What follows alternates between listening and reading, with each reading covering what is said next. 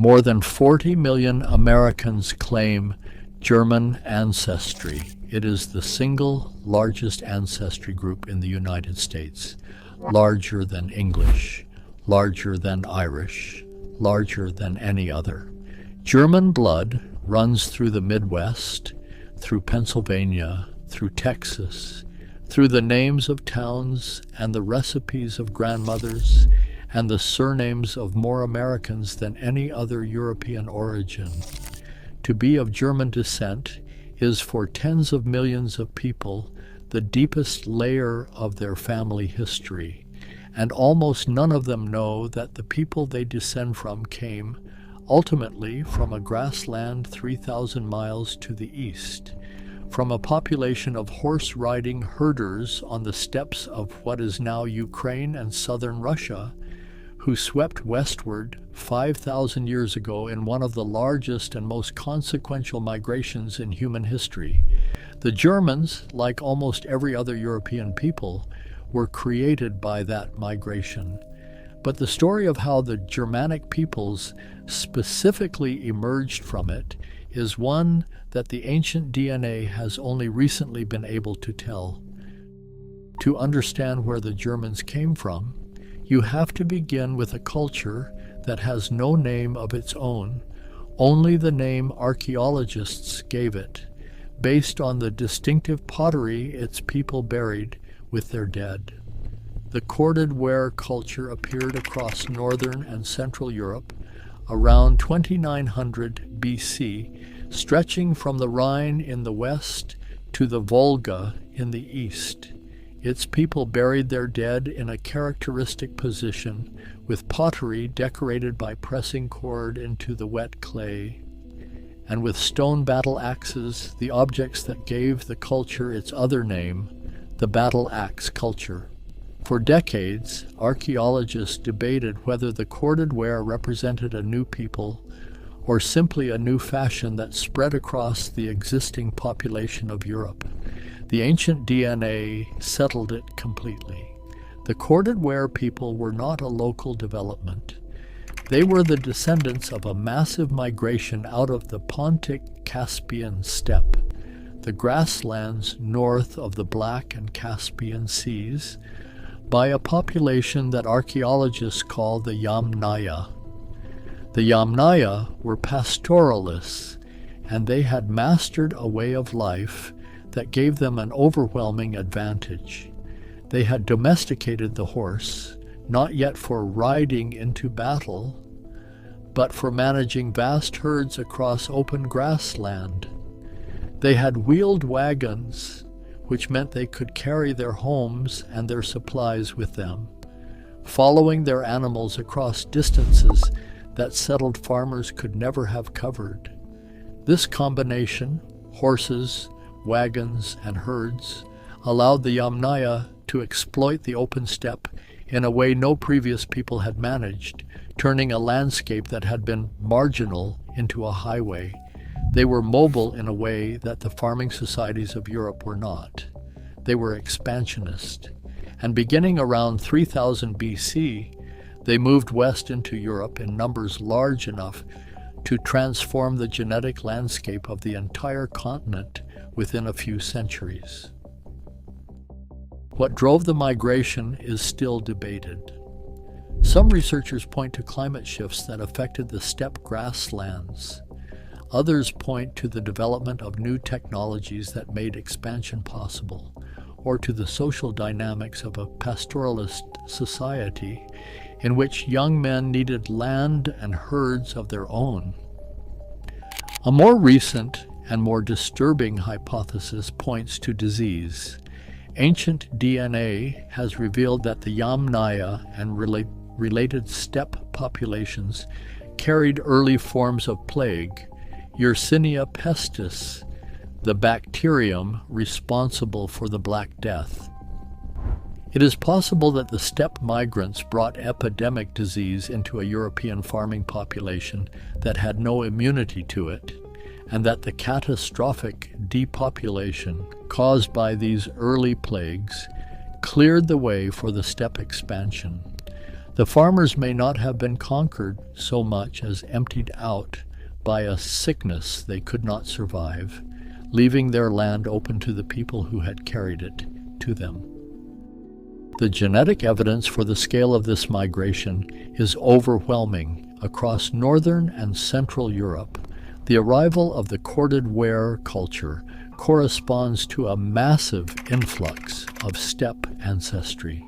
In some regions, the existing Neolithic farmer population, the people who had built the earliest farming villages of Europe and erected its first megalithic monuments, was replaced by up to 75%.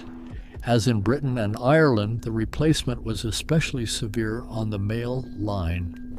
The Y chromosomes of the Neolithic farmers were largely supplanted by Y chromosomes of steppe origin within a few centuries. The men who had farmed Central Europe for 2,000 years, who had built the great Neolithic monuments, and cleared the forests and established the first settled communities of the continent, left remarkably few paternal descendants. A single Y chromosome lineage of steppe origin, known as R1b, became overwhelmingly dominant across Western and Central Europe in the wake of the migration, and it remains the most common paternal lineage in the region today. The majority of German men alive now carry a Y chromosome that traces directly back to the steppe herders who arrived 5,000 years ago. The paternal line of the farmers who came before them was, in genetic terms, almost erased. From the Corded Ware population over the following 2,000 years, the Germanic peoples emerged. The process was gradual and is still imperfectly understood, but the broad outline is now clear from the combination of genetics, archaeology, and linguistics. The Corded Ware people of Northern Europe, in what is now Denmark, southern Sweden, northern Germany, and the surrounding regions, developed over time into the populations that would speak the earliest Germanic languages.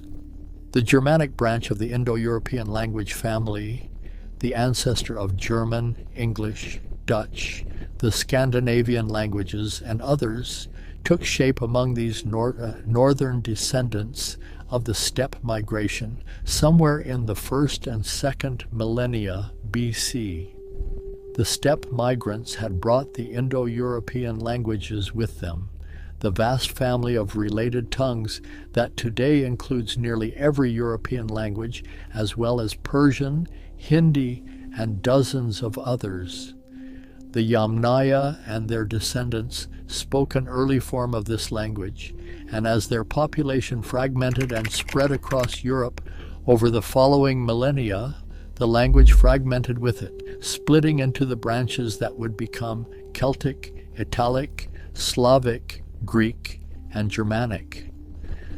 The Germanic branch developed its own distinctive features, including a systematic shift in consonants that linguists call Grimm's Law, after the same brothers Grimm, famous for their fairy tales, who were also pioneering linguists.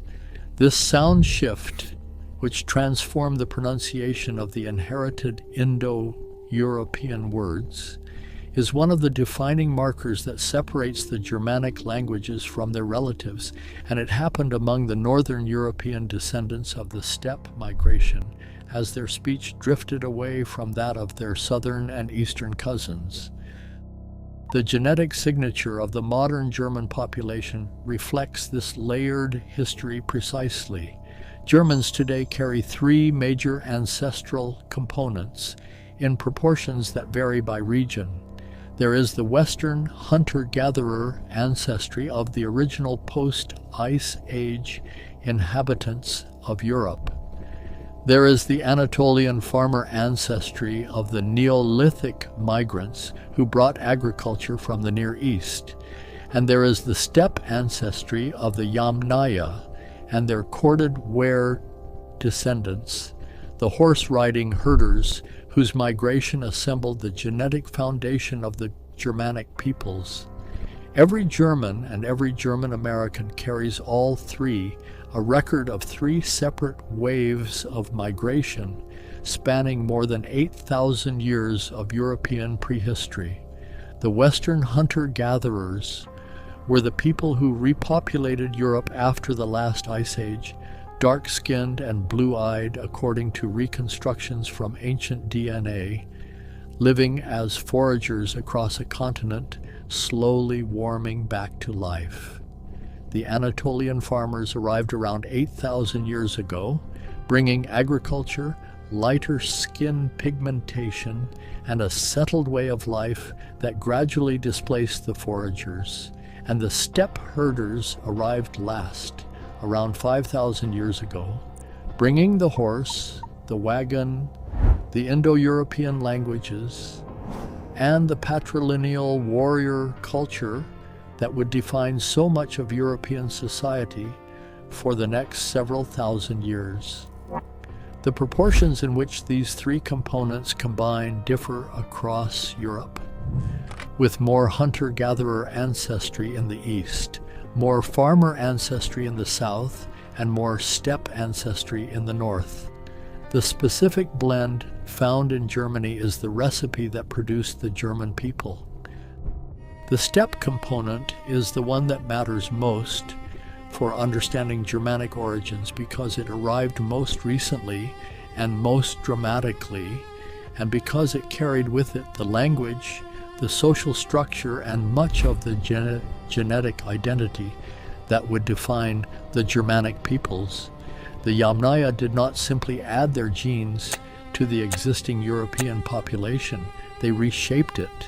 They brought a patrilineal, pastoralist, expansionist social order that replaced the more settled farming societies that had preceded them. The egalitarian communal tombs of the Neolithic farmers gave way to individual burials of high-status men interred with weapons and prestige goods. A new kind of society had arrived in Europe, and it was the society from which the Germanic world would eventually grow. There is a deeper layer to the Yamnaya story that the ancient DNA has begun to uncover, and it pushes the origins of the Germans even further back and even further east. The Yamnaya themselves were a mixed population, formed from the combination of eastern hunter-gatherers of the Eurasian steppe and a population from the Caucasus region. The steppe ancestry that defines so much of modern European genetics was itself the product of an earlier mixing event on the grasslands of Eastern Europe, thousands of years before the migration into Central Europe began. The Germans descend from a people who were themselves the product of migration and mixing, a pattern that, the deeper the DNA reaches, appears to have no bottom. There is no original German population. There is only an endless sequence of movement and combination, stretching back into the deep prehistory of the Eurasian steppe. The historical Germanic peoples that the Romans encountered were the cultural and genetic descendants of this long process. These were the tribes that Julius Caesar fought along the Rhine in the 1st century BC, drawing the boundary between Gaul and Germania that would shape European geography for 2,000 years. The confederation under a chieftain the Romans called Arminius ambushed and annihilated 3 entire Roman legions in the Teutoburg forest in 9 AD. It was one of the worst military disasters in Roman history, a defeat so total that the Emperor Augustus was said to have wandered his palace, striking his head against the walls and crying out for the general to give him back his legions. The Goths, the Vandals, the Franks, the Lombards, the Angles and Saxons, and the other peoples who would, over the following centuries, push into and ultimately overrun the Western Roman Empire, founded the kingdoms from which medieval Europe would emerge. All of them were the descendants of the steppe migration, carried forward through the Corded Ware culture, and the long development of the Germanic world in northern Europe. When Roman writers describe the Germani as a distinct people, fundamentally different from the Celts and the other peoples of Europe, they were describing the end product of a migration that had begun on the steppe 3,000 years before they put pen to parchment. The Germans were not eternal. They were assembled over millennia from the raw material of one of the greatest population movements in human history. The 40 million Americans who claim German ancestry are connected to all of it, to the horse-riding herders of the Pontic steppe, to the Corded Ware people who carried their battle axes across Central Europe, to the Neolithic farmers whose female lineages survived the replacement, and to the historical Germanic tribes who confronted Rome and outlasted it. The German identity that feels so ancient and so settled is the visible surface of a history that runs back through migration after migration to a grassland on the far side of the continent. There is something almost vertiginous in following the line all the way back.